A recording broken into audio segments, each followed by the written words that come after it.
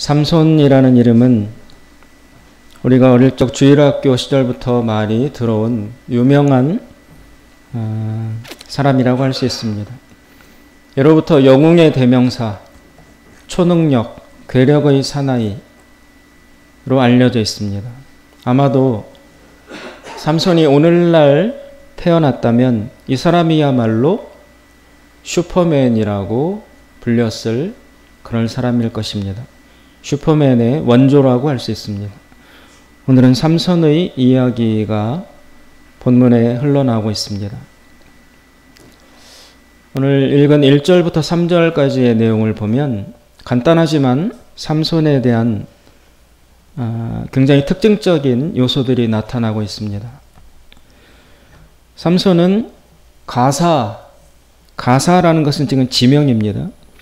가사라는 지역에 가서 거기서 한 여자 기생을 보고 그에게로 들어갔다라고 나와 있습니다.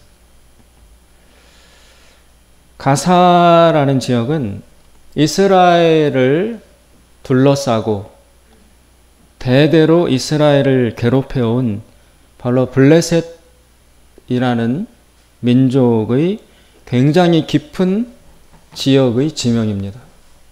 그래서 삼손이 가사에까지 갔다는 것은 이스라엘의 영토를 벗어나서 적진인 블레셋 지역의 굉장히 깊은 지역으로 지금 혼자 들어갔다라는 것을 암시하고 있습니다. 그리고 그곳에 가서 무엇을 했냐면 기생의 집에 들어갔다라는 것입니다.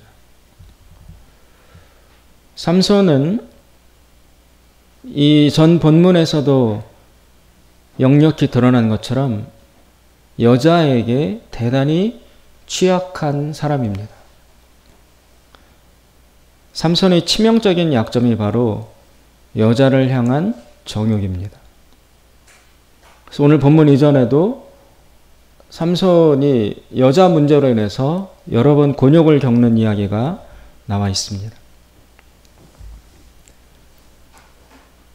지금 블레셋과 이스라엘은 수십 년째 대치 상태에 있습니다.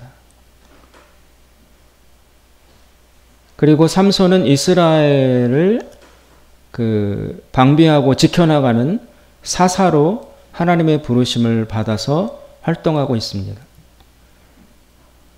그런데 그 삼손이 적진에 깊숙이 그리고 자기 제발로 걸어 들어갔습니다. 이것을 본 블레셋 사람들, 블레셋의 그 관리들과 지도자들은 쾌재를 불렀을 것입니다. 삼손 때문에 번번이 이스라엘을 점령하는 것을 실패해 왔는데 그 이스라엘의 지도자인 삼손이 제발로 자기 지역의 아주 깊숙한 곳으로 무방비로 지금 걸어 들어왔다는 첩보가 들어온 것입니다.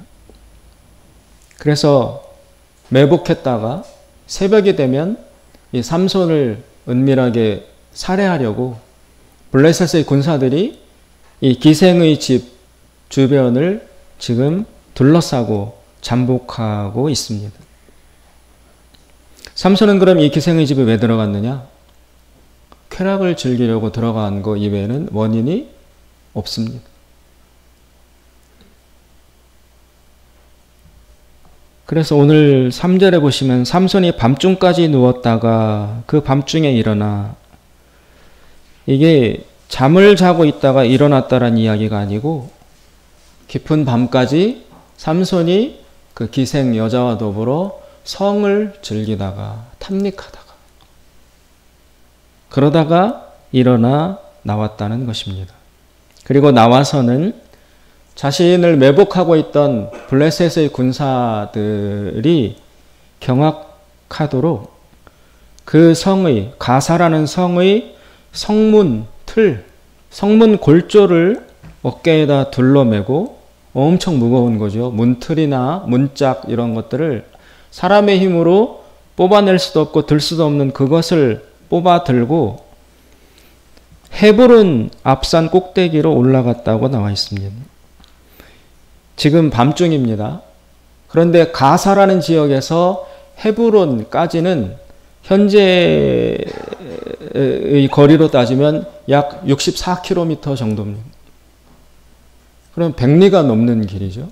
그리고 헤브론이라는 지역은 해발 930m 정도에 해당되는 고지입니다. 그래서 가사라는 저지대에서 헤브론이라는 약 1000m 되는 고지로 오르막길을 그 무거운 성문 문짝틀을 들고 64km나 밤에 걸어갔다. 아주 괴력을 보인 것입니다. 이것으로서 블레셋 군대들과의 게임은 끝이 났습니다. 단순히 이 짧은 이야기를 볼 때 삼손의 그 슈퍼한 능력, 초능력, 그것이 대단하구나. 성문짝을 들고 100리 넘게 오르막길을 걸어갔다. 이렇게 우리가 삼손을 주목해서 감동받을 수 있지만 실제 이 사사기의 저자가 지금 16장 1절부터 3절 짧은 이 본문 사이에 이 이야기를 삽입한 의도는 전혀 다른 데에 있습니다. 지금 삼손은 위험을 아랑곳하지 않습니다.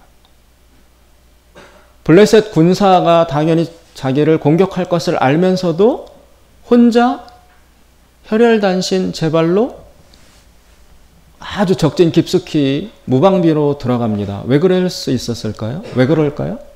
그리고 가서 어떤 대단한 전략과 작전을 시행하고자 간 것도 아니고 단순히 여자 창녀와 성을 즐기고자 거기까지 위험을 무릅쓰고 찾아갑니다. 상식적으로 보면은 적진에 들어갈 때 조심하고 주의하고, 그리고 지금 전쟁 상황 중에 이런 허술한 행동은 사실은 금해야 되는 것이 상식인데 이 삼손은 그 어떤 것에도 위축되지 않고 자기 하고 싶은 대로 오히려 위협이 클수록 더 태연자악하게 그 길로 걸어 들어가는 모습을 반복적으로 보여주고 있습니다. 삼손이 이럴 수 있는 유일한 이유 한 가지가 있다면 자기에게는 하나님이 주신 다른 사람이 상상하는 것을 초월하는 엄청난 힘이 있다. 초능력이 있다. 괴력이 있다라는 것을 자기가 믿고 있기 때문이라는 것이죠. 무슨 무력으로 공격을 해도 수많은 무리가 나를 덮쳐도 나는 다 이겨낼 수 있다. 그 자신이 있으니까 위험해? 그래, 그럼 나는 더 가야지. 이런 생각을 하는 것이죠. 근데 여기에 삼손의 치명적 결함이 들어 있습니다. 원래 하나님이 삼손에게 주신 이 엄청난 초능력은 이스라엘을 위험으로부터 구원해내고 보호하라는 목적으로 허락하신 힘입니다. 그냥 아무데나 써먹으라고 주신 능력이 아니라는 것이죠. 그런데 지금 삼손은 이스라엘을 위해서 이 힘을 쓰는 것이 아니라 자신의 쾌락을 위해서, 자신의 성적 만족과 정욕을 위해서, 자기 자신을 위해서 하나님이 주신 능력을 함부로 남용하고 있는 것입니다. 삼손의 삶과 사역과 인격과 신앙에 있어서 가장 전도된 부분, 잘못된 부분이 이거다라고 지금 1절과 3절에서 이 사사기를 쓴 저자가 간략하게 이 요소를 먼저 배치를 하는 것입니다. 그리고 4절 이후부터 본격적인 본문 스토리에 들어가서 바로 삼손의 그런 점, 하나님과의 관계에 있어서의 왜곡된 점, 하나님이 이 능력을 왜 주셨는지, 자신과 하나님과의 관계가 어떠해야 하는지, 자신의 신분과 정체성과 사명은 무엇인지를 모조리 망각하고 철저히 이기적으로 자기 자신의 욕망만을 위해서 하나님이 허락하신 은혜를 함부로 남용하고 오용하는 이 삼손이 어떻게 패망하고 파멸하는지를 본격적인 이야기를 그 뒤 본문에서 나열하고 있는 것입니다. 사사기 전체에 걸쳐서 사사라는 인물들이 등장하고 있습니다. 사사들은 지난 시간에 제가 말씀드린 것처럼 이스라엘의 군사적이고 정치적인 위기를 이렇게 해결하는 군사적 특별한 능력을 받은 지도자들이라고 말씀을 드렸습니다. 그런데 사사기 전반에 걸쳐서 사사들은 대부분 부정적인 인물로 드러나고 있습니다. 따라서 사사기는 하나님의 관점에서 볼 때 결코 긍정적인 시기가 아닙니다.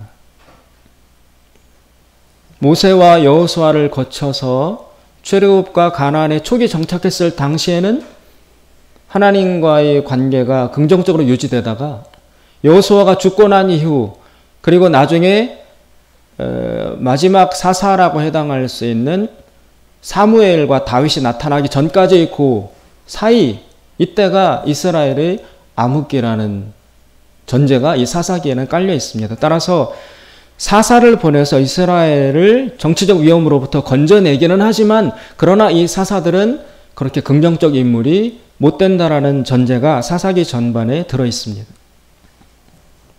이 사사들은 이스라엘을 위기 속에서 지켜내기는 하지만 그들은 단지 기능적으로만, 즉 군사적으로나 육체적 능력으로만 엄청난 초월적인 물리적인 힘을 받은 사람에 불과한 것입니다.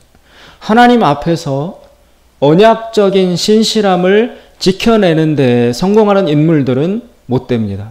기드온에 대해서는 300용사, 그리고 양털이 젖었다 말랐다, 이렇게 하나님의 뜻을 확인하는 기도의 방법, 이런 것들로 유명한데, 기드온은 그렇게 긍정적 인물로 시작하지만 후반부에 가면은 철저히 타락합니다. 그래서 이스라엘이 본격적인 우상숭배로 들어갈 수 있도록 문을 연 사람이 기드온이에요.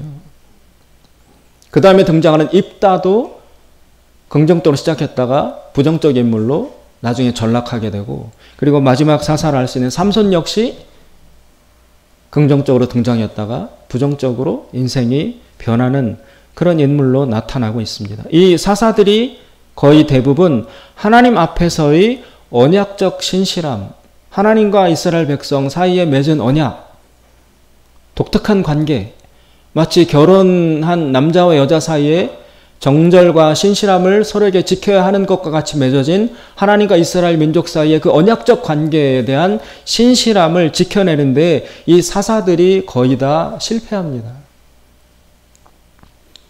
오늘 본문에 나오는 삼손 역시 마찬가지 인물이면서 특히 더 그 언약 관계에 실패하는 모습을 보여주고 있습니다.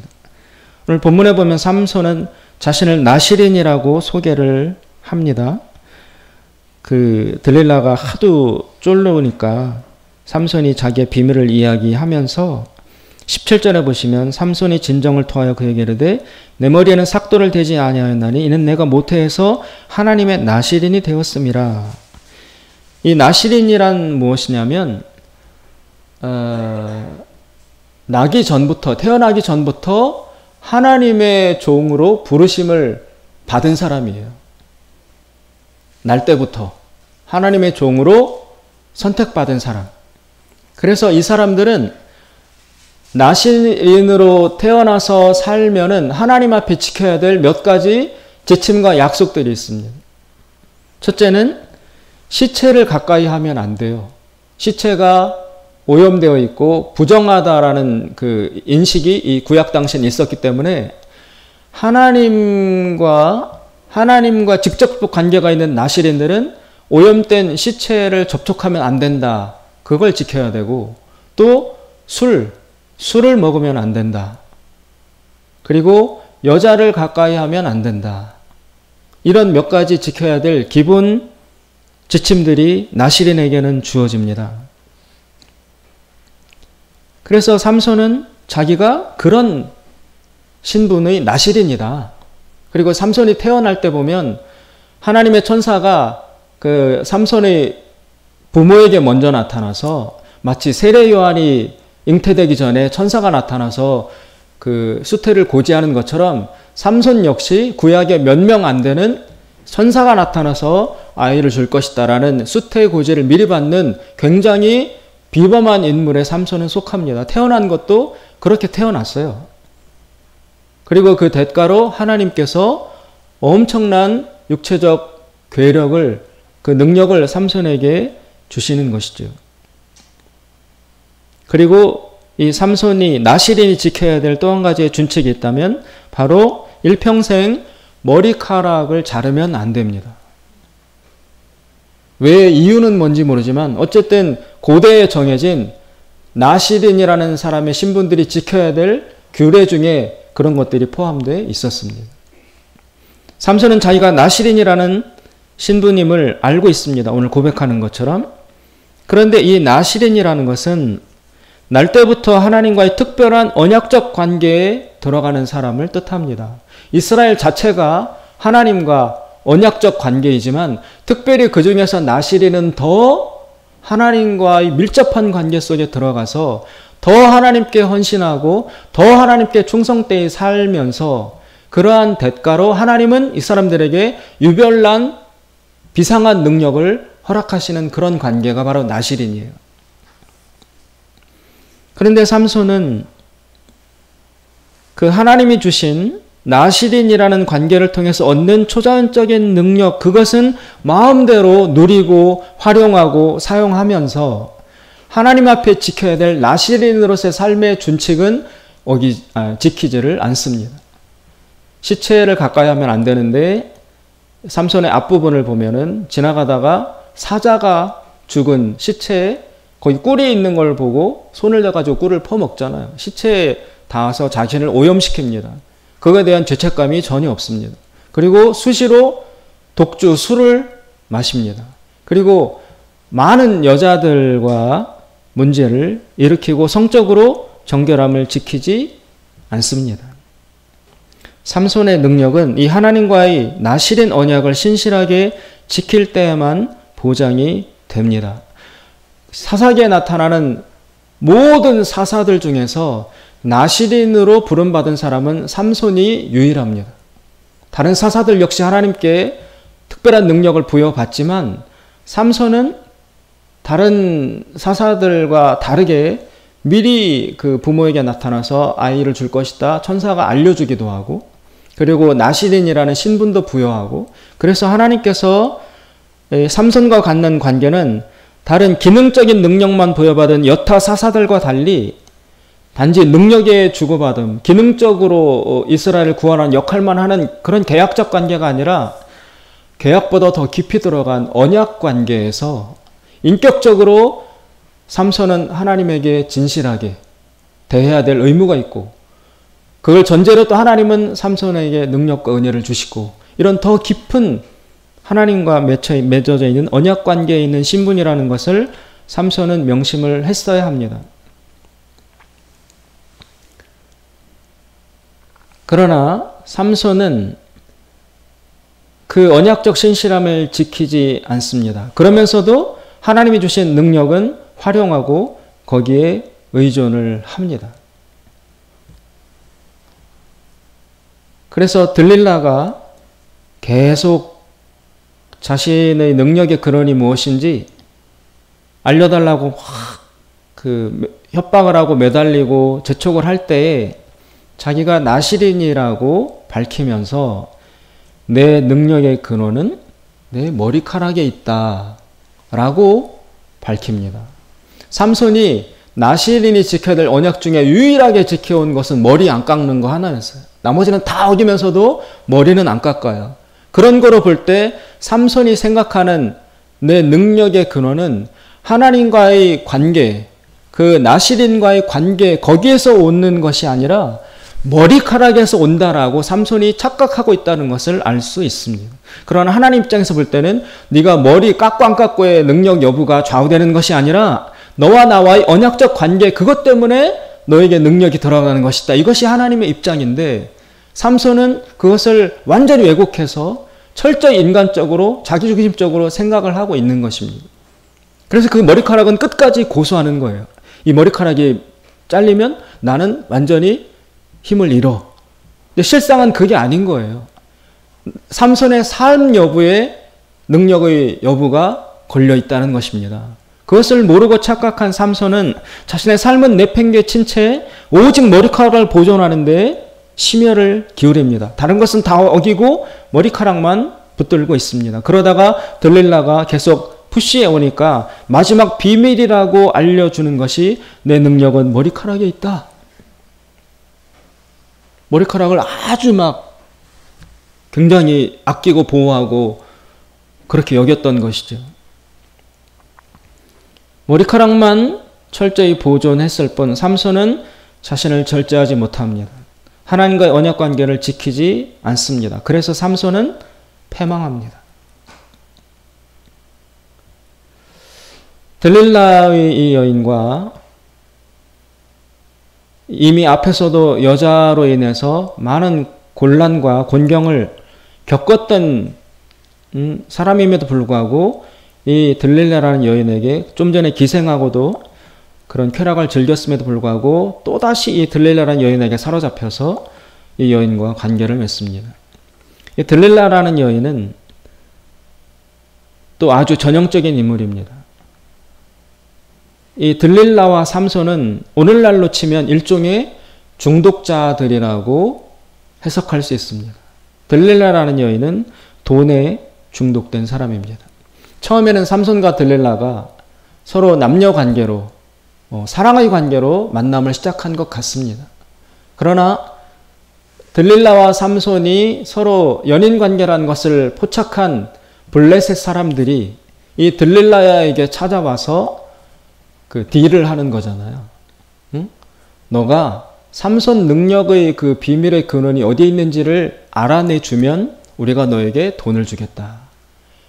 사랑의 관계로 시작했던 이 들릴라라는 여인이 그 물질의 유혹에 자신을 넘기고 자신의 연인이었던 삼손을 배신하고 삼손을 팔아넘기려고 이제 삼손의 비밀을 캐 묻습니다. 지금 그 블레셋 방백들, 블레셋의 지도자들이 들릴라라는 여인에게 찾아와서 제시하는 옵션의 내용이 뭐냐면 너에게 그 비밀을 알려주면 각각 은 1,100을 주겠다. 5절 뒷부분에 보시면. 그런데 아마도 블레셋 지역은 여러분 5구역으로 이루어져 있어요.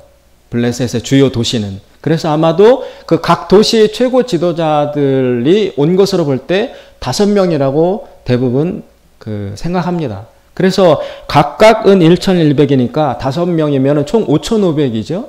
근데 이스라엘의 은의 단위로 볼 때 은은 세겔로 셉니다. 은 1세겔. 그래서 1,100세겔씩 5명이니까 총 5,500세겔을 주겠다라고 약속을 했습니다. 이게 5,500세겔이 오늘날로 환산하면 어느 정도냐면 무게로는 62.7kg인데 우리 16장인데 다음 17장에 보면 미가라는 인물이 나오거든요. 그 미가라는 어떤 부자가 어떤 레위인에게 너 우리 집의 제사장으로 일해라. 응? 우리 집에 고용된 개인 제사장으로 일해라. 그럼 미가라는 부자가 너에게 1년 내가 연봉을 주겠다. 그랬을 때 그 레위인이 받아들여서 그 집 개인 가정 제사장으로 일하기 시작하거든요. 그때 미가라는 부자가 그 레위인에게 제시한 연봉이 1년에 은 10세겔이에요. 1년 연봉이 10세겔이에요. 그러니까 지금 이 블레셋 방백들이 들릴라에게 주겠다는 5,500세겔은 1년치 연봉의 550배라는 거죠. 그죠? 지금 우리나라 평균 연봉을 얼마 잡아야 될지 모르는 한 연 5천만 원으로 잡는다고 치면 우리나라 지금 돈으로 환산하면 지금 들릴라에게 제시된 돈의 액수가 275억입니다. 로또 맞는 거죠. 그래서 들릴라는 거기에다가 자신을 팔아 넘깁니다. 그럼 들릴라는 이제 돈에 중독된 사람이라고 할 수 있고, 이제 들릴라는 철저히 그 돈을 기준으로 이제 모든 것을 판단하고 행동에 나가기 시작합니다. 들릴라에게 사랑도 어떤 가치를 제공해도 들릴라는 이제 움직이지 않습니다. 돈에 고정된 사람입니다. 돈에 붙잡힌 사람입니다. 이렇게 전형적인 돈에 중독된 사람으로 들릴라는 나타나고, 반면에 삼손은 무엇에 중독된 사람인가? 성에 중독된 사람입니다. 성에. 지금 삼손은 들릴라의 노예가 되었습니다. 들릴라에게 철저히 예속되어 있습니다. 들릴라는 삼손에게 육체적 쾌락을 공급해 주는 사람, 그 이상도 이하도 아닙니다. 삼손은 성적 쾌락에 완전히 붙들려 있습니다. 그래서 들릴라가 그 비밀을 캐내기 위해서 삼손에게 물어요. 그 삼손이 3번이나 뭐 무슨 칡넝쿨로 나를 묶으며 또 이렇게 3번이나 둘러대잖아요. 그러다가 계속 속은 것을 난 들릴라가 삼손을 몰아붙이죠. 그러면서 무엇을 마지막 카드로 제시하느냐? 당신 나를 사랑한다면서 나에게 왜 감추는 것이 있느냐? 이 말 뒤에는 협박이 담겨 있는 거예요. 당신이 그 비밀을 가르쳐주지 않는다면 나는 떠난다. 우리 관계는 끝이다. 근데 삼손으로서는 그 얘기는 죽음과도 같은 거예요. 삼손이 지금 들릴라에게 철저히 종속되어 있고 장악되어 있기 때문에 중독자들이 여러분 그렇지 않습니까? 도박 이런 말도 있잖아요. 꾸며낸 말이겠지만 도박 중독을 끊으려고 손가락을 잘랐더니 나중에는 발가락으로 화투 들고 하고 있더라. 마약, 온갖 중독이라는 것은 사실은 자력으로 벗어나기 어려운 단계를 중독이라고 이야기합니다. 그 중독 대상이 나를 완전히 주도권을 쥐고 나를 장악하고 있는 거죠. 나는 자아가 없어요. 그 중독 대상물이 나를 지배하는 것이지 어떤 중독이든. 그래서 무서운 것 아닙니까? 지금 삼손에게 있어서 삼손의 생사여탈권 모든 것을 쥐고 있는 주체는 들릴라예요. 들릴라가 없으면 삼손은 마치 그 금단 현상을 일으키는 것처럼 엄청난 고통에 몰릴 수 없는 절박한 한계 상황에 있는 사람이 현재의 삼손입니다. 그런데 그 들릴라가 나 떠나? 잘해? 나한테 그 비밀을 안 해주면 우리 끝이야? 그럼 삼손은 이제 자기 존재가 멸절될 것, 도저히 살아갈 수 없는 단계에 들어간다는 걸 알고 들릴라에게 매달리는 거죠. 들릴라는 그 약점을 안 들릴라는 삼손을 계속 협박합니다. 관계를 끊겠다. 그래서 들릴라가 떠난다는 이야기는 삼손으로서는 거의 죽음과 같기 때문에 들릴라의 요구를 들어줄 수밖에 없었을 것입니다. 그래서 16절에 보시면 15절 16절에 보면 들릴라가 계속 협박을 합니다. 그래서 16절 나 떠난다. 우리 끝이야. 그러면 16절 삼손이 어떻게 반응을 하냐? 날마다 들릴라가 그 말로 그를 재촉하여 조름에 삼손의 마음이 번뇌하여 죽을 지경이라. 죽을 것 같다. 삼손으로서는 들릴라가 떠난다는 얘기를 할 때마다. 그래서 결국 17절 삼손이 진실을 토하여 그에게 이르되 내 머리에는 삭도를 대지 아니하나니 여기에서 내 힘이 나오기 때문이다. 이것도 삼손의 착각이지만 머리에서 힘이 나온다고 삼손 혼자 착각한 것이지만 그 비밀을 털어놓습니다. 그리고 그렇게 여자에게 당하고 들릴라가 지금 자신의 들릴라의 숨은 의도를 이렇게나 많이 드러냈는데도 불구하고 삼손은 그 여자를 떠나지 못한 채 자신의 비밀을 다 밝히고 그 여인의 무릎 위에서 잠이 듭니다. 19절 들릴라가 삼손으로 자기 무릎을 베고 자게 하고. 여러분, 슈퍼맨이 잠이 들었습니다. 지구를 지키는 슈퍼맨이 잠이 들었습니다. 그리고 그 잠든 사이에 슈퍼맨의 능력은 다 뽑혀 사라져 갔습니다. 이 여인은 삼손의 머리카락을 모두 깎아버립니다. 참고로 삼손이라는 말의 그 이름의 뜻은 작은 태양이라는 의미를 가지고 있어요. 삼손, 작은 태양.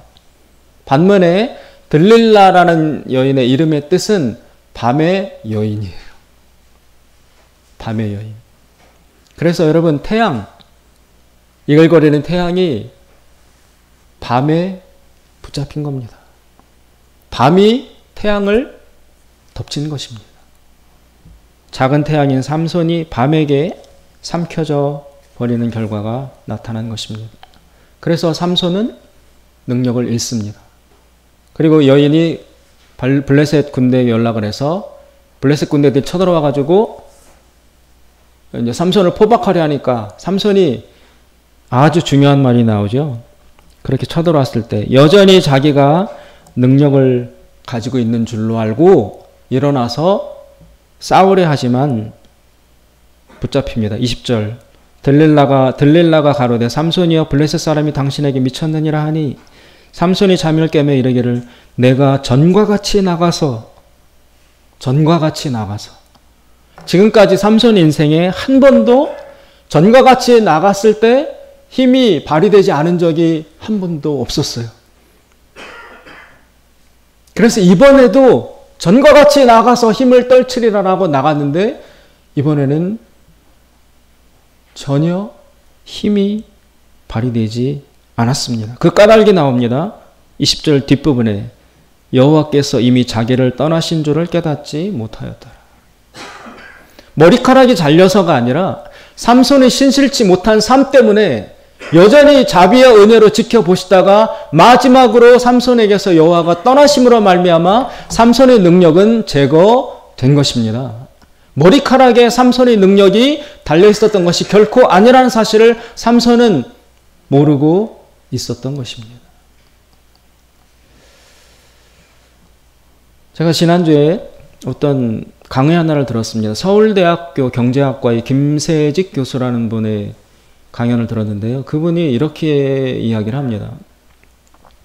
전 세계적으로 우리나라 같이 경제가 급성장 한 나라는 한국이 유일하다라는 거예요. 그래서 세계적인 경제학자들이 도대체 저 한국의 저런 폭발적인 기적적인 경제성장의 요인은 무엇이냐, 그 원인은 무엇이냐를 많은 경제학자들이 덤벼서 분석과 연구를 시도했습니다. 왜냐하면 세계 경제사상 유례가 없는 아주 독특한 케이스이기 때문에 한국의 비밀이 무엇이냐. 식민지로 지내다가 그리고 거의 나라가 초토화될 정도의 3년간의 2차 대전 이후 가장 규모나 모든 면에서 파괴력이 컸던 한국전쟁을 겪었던 아무것도 없던 이 작은 나라가 어떻게 이렇게 일어날 수 있었을까? 그게 모든 세계 경제학자들의 아주 초미의 관심사였기 때문에 너무 유별나서 많은 학자들이 그 이유를 깨달으려고 연구에 착수를 했다라는 것입니다. 그 내용을 보면 우리나라는 1960년부터 80년까지 30년 동안 연 8%를 30년 동안 성장했습니다. 대단한 것이죠, 여러분. 30년 동안 연 8%, 계속 8%나 그걸 전후로 성장을 했다라는 것입니다. 전무후무한 기록입니다. 그랬는데 그러던 한국 경제가 90년부터 지금까지 90년부터 지금까지 30년 동안 경제가 하락하기 시작을 했습니다. 그래서 또 이 원인은 무엇일까를 많은 학자들이 또 연구에 착수했습니다. 근데 김세직 교수라는 분이 자기가 살펴보니까 어떤 법칙이 있더라. 1990년 이후부터 지금 2020년까지 30년 동안 90년, 2000년, 2010년부터 지금까지 30년 동안 한국 경제를 보니까 5년마다 1%씩 경제가 하락하더라. 정확하게 5년마다. 그래서 이 사람이 법칙을 붙였어요. 5년 1% 하락의 법칙. 경제의 장기 성장률이. 그래서 90년대 초에 출범했던 김영삼 정부 때는 우리나라 장기 성장률이 6%였어요. 그 다음 김대중 정부 때 5%. 노무현 정부 때 4%, 이명박 정부 때 3%, 박근혜 정부 때 2%, 지금 현 정부 때 1%. 그래서 5년마다 1%씩 하락한다는 이 예외 없는 법칙이 그대로 적용되면 다음 차기 정부쯤 가면은 우리나라 경제 성장률은 0% 제로 성장률 단계에 들어간다. 그래서 우리나라가 엄청난 위기에 직면해 있다라고 이야기를 했습니다. 경제성장, 장기 성장률이 0%에 들어가면 어떤 일이 일어나느냐? 실질 임금이 삭감되는 거예요. 명목상에 받는 액수는 예전하고 똑같아요. 그런데 실질적인 임금은 다 삭감이 된답니다. 그리고 실업률이 엄청 늘어나고 일자리는 줄고 점점 더 어려워지는 것을 피해갈 수 없다. 아주 엄청난 위기 앞에 우리나라 직면해 있다. 그러면 왜 그렇게 고도 성장을 하던 우리 한국 경제가 정확히 30년 성장하다가 정확히 또 30년 1%씩 계속 하락을 해 가느냐.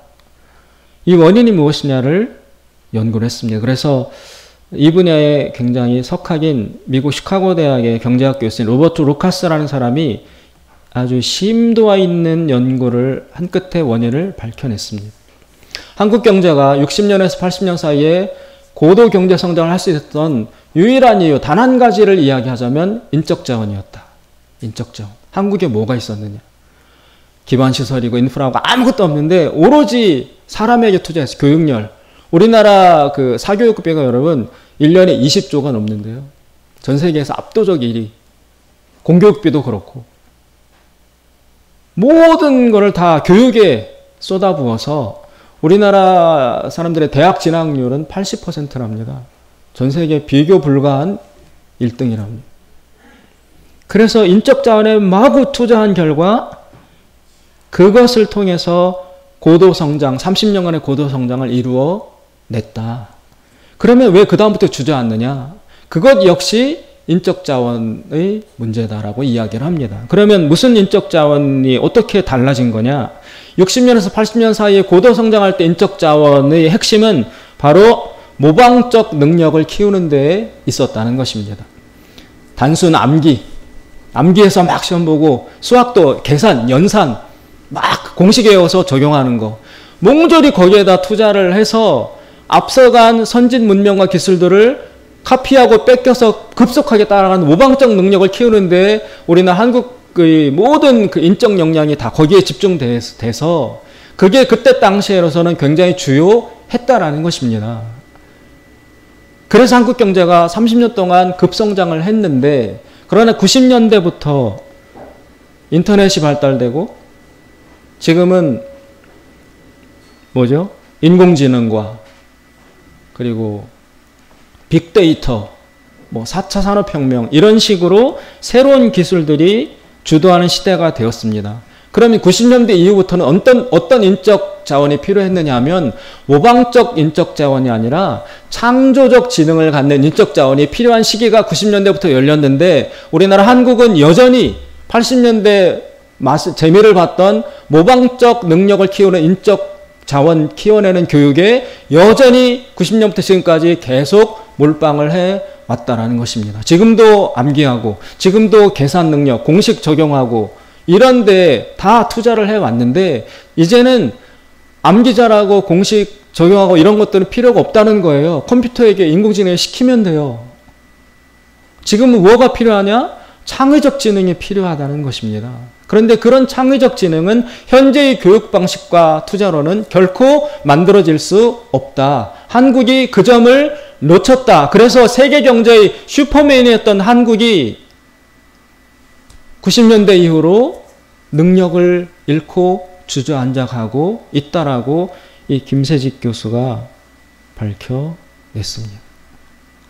삼손이 내가 이전과 같이 나가서 힘을 떨치리라. 마찬가지로 우리 한국도 내가 이전과 같이 무언가를 해보리라 라고 말은 하지만 능력은 이미 떠나 있는 상태인 것입니다. 마찬가지로 한국 교회 역시 60년대 80년대 초고속 성장을 해서 우리나라에서 교회만큼 빨리 성장하고 교회만큼 많이 사회적 영향을 끼친 기관이 어디 있습니까? 그러나 교회 역시 90년대 이후로 서서히 주저앉아 가고 지금은 전도 말도 못하는 단계가 왔고요. 교회마다 다 고령화돼서 도시건 농촌이건 어르신들만 노인들만 앉아있고 30년 전에 20년 전에 여전도 회장 남전도 회장 하던 분들이 아직도 남전도 회장 여전도 회장이에요. 아직도 그분들이 그 다음을 이을 차기 일꾼들이 교회마다 없어요. 그분들이 와서 교회 봉사하고 뭐 모든 굳은 일마다 교회 행사마다 다 그분들이 나와서 할머니도 한복 입고 나가서 안내하고 예전에 젊었던 그분들이 세대 단절이 교회에도 역시 일어난 것입니다. 왜 그랬을까요? 삼손의 삶의 능력이 빠져나간 원인 하나는 머리카락이 잘려서가 아니라 하나님 앞에서 언약적 신실함을 잃었기 때문에 그렇습니다. 나시인으로서 하나님 앞에 지켜야 될 신실한 삶을 저버리고 머리카락 하나만 의지했던 삼손의 왜곡된 믿음이 이 결과를 빚어낸 것과 마찬가지로 한국교회 역시 하나님과의 관계 앞에서 신실함을 저버린 채 겉문만 화려하게 프로그램만 엄청나게 이런 허명으로 한국교회를 유지해 갈 수 있다는 여전한 생각이 한국교회 지도자들에게 아직도 남아있다는 것입니다. 정신을 못 차리고 삼손이 내가 전과 같이 나가서 싸워 이기리라라고 블레셋 군사들에게 나갔지만 결국 패배해서 묶여서 눈이 뽑히고 가서 맷돌 돌리는 짐승의 신세로 전락한 것처럼 이전에 한국교회가 가졌던 자랑하던 그런 물량 이런 것들 가지고는 세상을 이롭게 만들 수 없는 시대가 되었다라는 것입니다. 하나님 앞에서 언약적 신실함을 회복하지 않는다면 프로그램과 물질과 여러 가지 이런 것들을 아무리 다 동원해도 역시 묶여서 사탄에게 눈이 뽑히고 맷돌을 돌리는 종의 자세로 전락할 수밖에 없습니다. 가장 중요한 것은 하나님과의 언약이라는 것입니다. 은사, 능력 그런 것이 있다는 것을 부정하진 않지만 그러나 삶이 하나님께 드려지지 않은 채 오로지 은사와 능력 그것에만 의지해서 마치 삼손이 하나님 앞에서 신실한 삶을 살지 않으면서 머리카락 하나만 의지해서 능력을 발휘할 수 있다고 착각하는 것처럼 우리가 그런 상태를 벗어나지 못한다면 우리 자신도 우리 교회도 우리 민족도 삼손처럼 전락할 수밖에 없을 것입니다. 사랑하는 여러분, 제가 일주일 중에 가장 경험하는 은혜로운 시간이 있습니다. 그게 언제냐면 주일 아침에 일찍 나와서 저 교회 현관을 쓸 때 빗자루로 일부러 저 현관은 주일 아침에 제가 꼭 쓸어요. 그런 거미줄 걸려있고 뭐 벌레, 시체, 낙엽 일주일 사는데도 엄청나게 그런 게 많이 쌓여요. 새도 똥 싸놓고 가고 그리고 어느 날 와보면 저 유리문에 새가 와서 부딪혀가지고 새도 떨어져 죽어있고 막 그래요.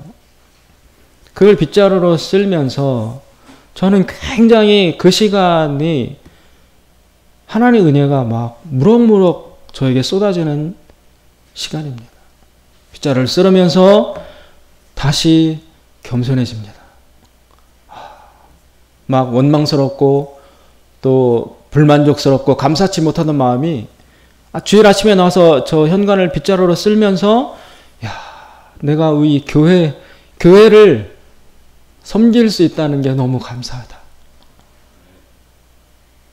교회를 쓸면서 이게 복이다. 이게 은혜다.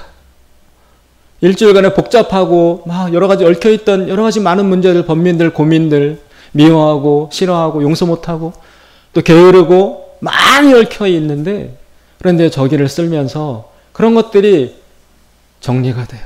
그리고 다시 겸손해지고 다시 낮아지고 무엇보다 이 성전을 내가 13년째 이렇게 내가 섬기고 올 수 있다는 것이 정말 너무 큰 은혜고 너무 감사로 저에게 느껴집니다. 그래서 그 시간에 저는 저를 재정비합니다. 교회들이 쇠락해지고 저도 외람되지만 나이가 들면서 몸도 약해지고 마음도 약해져서 교회에 뭐 새로운 게 있겠어? 한국교회 앞에 무슨 비전이 있겠어? 우리 봉천교회 시골 내가 뭐 유튜브도 해보고 별거 다 해보지만 달라지는 게 없어. 뭐 앞으로 새로운 게 나올까? 그런 마음들 그것을 다시 다잡으면서 다시 공부해야 되겠다. 다시 기도해야 되겠다. 다시 말씀을 내 생명 바쳐 전하는 일에 헌신해야 되겠다. 내가 할 줄 아는 일이 뭐가 있겠나? 힘을 쓸 것도 아니고 돈을 벌 것도 아니고 세상에 나가서 제가 할 수 있는 일이 없어요. 설교도 많고 너무나 많은 콘텐츠들이 돌아다니고 있지만 이럴 때 정말 꼭 내용적으로 풍부하고 신실한 하나님의 말씀을 준비해서 내가 전하면, 그러면 듣는 자가 있지 않을까? 오늘 아침에 한 생각입니다. 저도 왔다 갔다 고민하다가 절망했다가 나태했다가 이런 것들을 반복하며 지내고 있는데, 다시 시작하자. 예전에 어떤 은퇴하신 원로 목사님 보니까 그분의 설교를 제가 계속 들었는데, 보니까요, 은퇴 직전 설교가 가장 좋더라고요. 그때 설교가 제일 풍성하고 윤택하고 기름이 흐르고 정말 최고대에 올라 있었어요. 그래서 그분 기억을 떠올리며 나도 아직 전성기가 남아 있을 거야. 아직 불타오를 때가 있을 거야. 그런 생각을 하면서 책을 내가 손을 놓았는데 다시 공부를 해야 되겠다. 다시 말씀을 깊이 묵상해야 되겠다. 그리고 다시 기도의 자리에 나와야 되겠다. 하나님 앞에 신실함을, 이 언약적 관계 앞에서의 나의 책임과 성실함을 회복하는 일, 그것밖에 나에겐 길이 없겠다라는 생각을 했습니다. 사랑하는 여러분, 신약성경 야고보서에 보면 야고보가 이렇게 말합니다. 내 사랑하는 형제들아, 속지 말라. 각양 좋은 것들이 하늘의 빛들의 아버지로부터 내려온다. 그것을 잊지 말아라. 세상에 아부하고 세상과 타협하고 세상적인 세속적 아이디어와 꾀와 지혜와 사람을 찾아다니고 인맥에 의지하고 이런 것들에게 노력을 기울인다고 해서 너희들이 원하는 그 축복과 사랑과 생명이 얻어지는 것이 결코 아니라, 속지 말라. 각양 좋은 모든 것들은 하늘에 계신 빛들의 아버지에게서만이 내려온다 라고 야고보가 설파했습니다. 사랑하는 여러분, 무엇을 원하십니까? 성공, 건강, 평안, 행복, 이 모든 것들이 다 오직 하나님에게서만이 올 수 있습니다. 세상에게 잘한다고 해서 세상이 우리에게 준다는 것은 다 속임수예요. 머리카락 잘 보존한다고 능력이 떠나가지 않는다? 삼손이 속은 거짓말입니다. 능력은 하나님에게서 오는 것입니다. 우리는 하나님과 언약관계에 있는 사람들입니다. 언약관계, 특별한 관계.